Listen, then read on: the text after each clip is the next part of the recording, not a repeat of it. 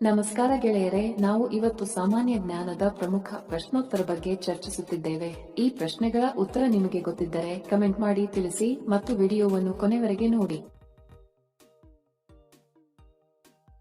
ಪ್ರಶ್ನೆ: ಭಾರತದ ರಾಷ್ಟ್ರೀಯ ಹೂವು ಯಾವುದು? ಆಪ್ಷನ್ ಎ ಸಂಪಿಗೆ ಹೂ, ಬಿ ಕಮಲದ ಹೂ, ಸಿ ಗುಲಾಬಿ ಹೂ, ಡಿ ಮಲ್ಲಿಗೆ ಹೂ.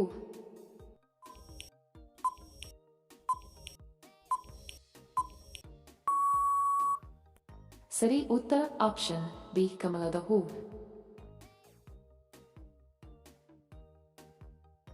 ಪ್ರಶ್ನೆ: ಮಹಾಭಾರತದ ದ್ರೌಪದಿಯ ತಂದೆ ಹೆಸರೇನು? Option A Bhishma, B Shakuni, C Drupada, D Dhritarashtra.